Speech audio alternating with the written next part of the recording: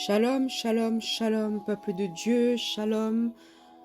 Que Dieu bénisse un homme, que Dieu bénisse une femme, que Dieu bénisse tous les pasteurs et tous les serviteurs présents sur cette plateforme.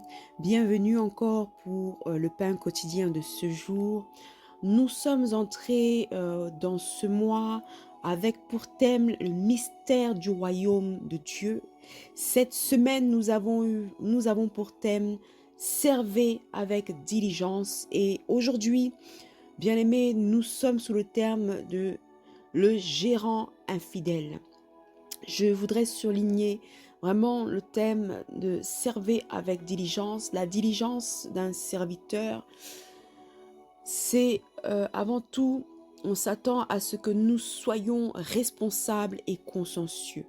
Donc, ayons la responsabilité et la conscience dans le service. Ayons du zèle et de la ferveur et de la fermeté, tel que nous exhorte Romains 12, verset 11.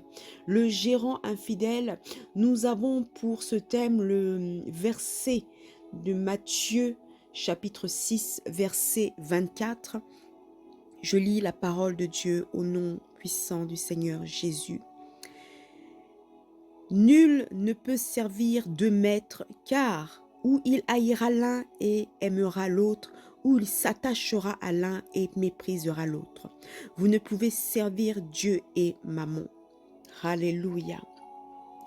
Ce verset, bien-aimé, nous déclare que nul d'entre nous, nul être vivant, nul homme ne peut servir deux maîtres à la fois. Nul d'entre nous, nul serviteur, nul ne peut marcher sur deux voies en même temps. Nul ne peut parcourir deux routes en même temps. Car, si il en est le cas, il haïra l'un et aimera forcément l'autre. Il s'attachera à l'un et méprisera l'autre. Vous ne pouvez servir Dieu et Mammon. Alléluia. Le gérant infidèle ne peut gérer une affaire sans demeurer fidèle. Un gérant, c'est une personne à qui il a été mis une autorité, une personne qui a des responsabilités pour l'organisation, une personne qui est censée avoir la clairvoyance, une personne qui est censée avoir une direction et une personne qui est censée rester et demeurer fidèle aux exigences et à une voie qui a été transmise pour arriver à un but bien précis et pour que toute chose soit faite dans l'ordre des choses. Alléluia. Nul ne peut servir deux maîtres à la fois. Nul ne peut réussir dans deux voies différentes. Alléluia. Mammon, ici, est un terme araméen, bien-aimé, signifiant richesse, avarice. Dans la Bible, Mammon est personnifié par l'argent qui a servi le monde.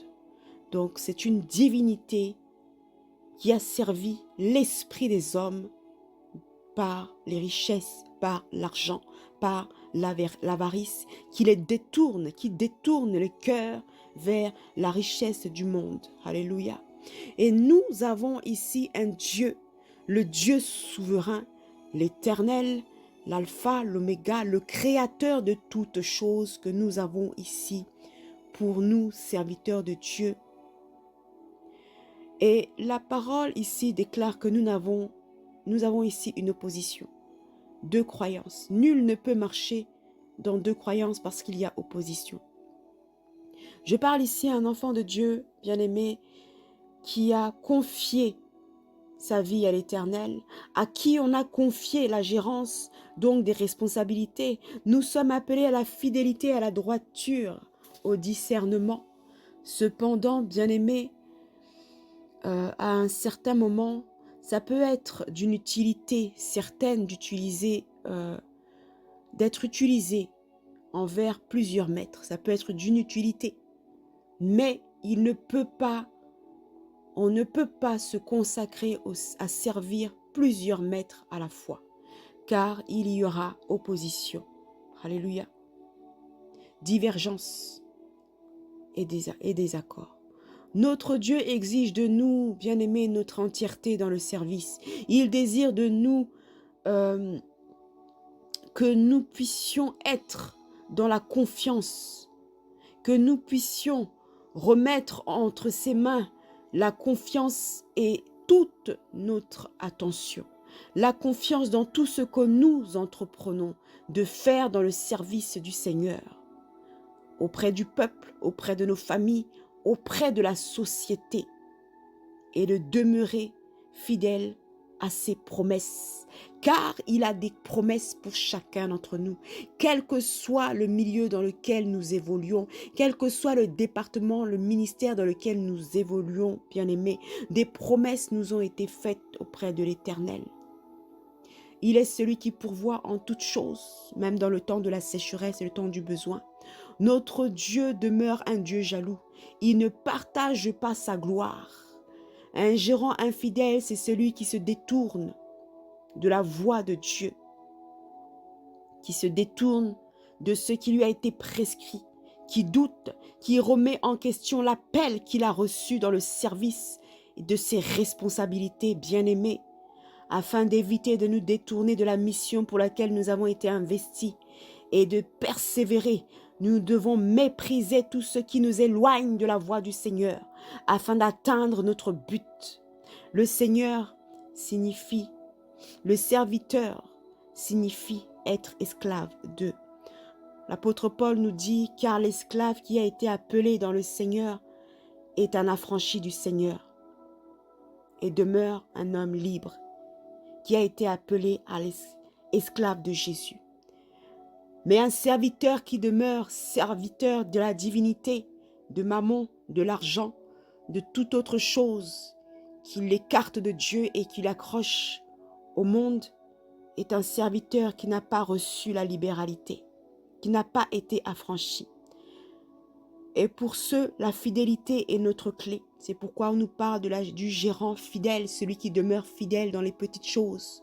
Dieu lui en donnera des grandes, quelle que soit la difficulté, quel que soit le temps, quelles que soient les adversités. Demeurons dans la fidélité, dans la droiture, et Dieu fera le reste. Alléluia. Le serviteur fidèle et intelligent, c'est celui à qui le maître a dit, je te confie ce travail, donne à manger aux autres serviteurs grands. Alléluia. Donne à manger aux autres serviteurs quand il le faut. Alléluia. La mission pour laquelle nous avons été mandatés, bien-aimés, nous demande de demeurer dans la fidélité afin de pouvoir servir les autres, afin de pouvoir redonner aux autres ce que nous avons reçu. Alléluia. Jean 14 nous dit que notre cœur ne se trouble point. Alléluia. Croyez en Dieu et croyez en moi, dit le Seigneur Jésus. Je prie ce matin afin que notre cœur ne se trouble point, que notre foi demeure ferme et que la fidélité s'attache à chacun d'entre nous, que nous ne puissions regarder ni à droite ni à gauche, mais nous regardions devant fermement. Alléluia.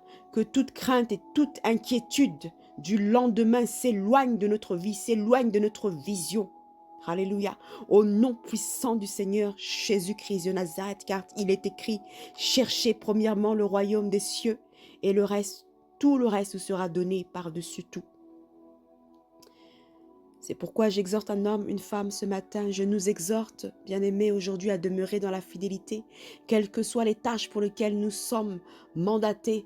Nous avons été attribués, bien-aimés, demeurons dans la fermeté, afin de ne point laisser notre cœur être troublé par les richesses, par les convoitises, par ce qui nous empêcherait d'atteindre notre cible. Alléluia, merci Seigneur pour la droiture. Merci Seigneur pour les responsabilités. Merci Seigneur de nous tenir afin de demeurer des adorateurs fidèles. Alléluia. Que le nom du Seigneur soit glorifié. Je vous souhaite à toutes et à tous une très bonne journée et une très bonne semaine de Pentecôte. Alléluia. Que Dieu vous bénisse.